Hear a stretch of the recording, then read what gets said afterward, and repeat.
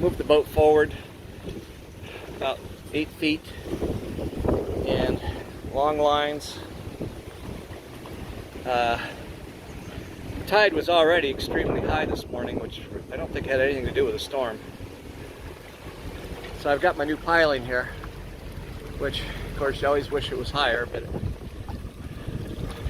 I had it installed so the rub rail, starboard rub rail, will not ride above this short piling. They cut all these pilings real short because they look nice. Because obviously they don't think of storms. So supposedly low tide and the beginning of tide coming in will be the worst part of the storm, which is good for us. So I've got extra lines there. I've got an extra spring line here, another spring line here, which goes all the way back to the stern, and 2 bows and a stern over there. And I've left plenty of slack in case the boat rises up. It should be blowing back into the slip later as the wind changes direction.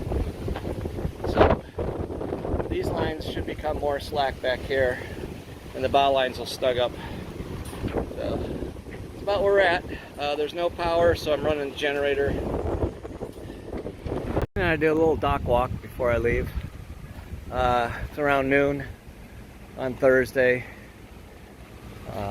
Storm is kind of centered off of Naples right now. They said it's going to start picking up speed as it heads to northeast. So it is going to come closer to us, but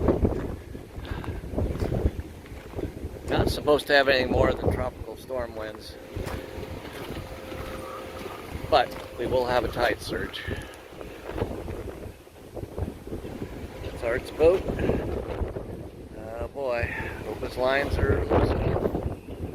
I'm gonna come back later and check all the boats. Robin's Bradenton here. It's almost already above the piling there, rub rail. But the wind will change direction a little bit later on. Here's Mike's boat.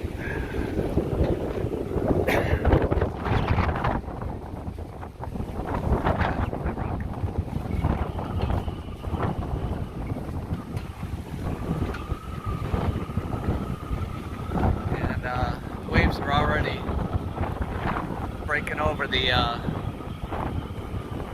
breakwater out here.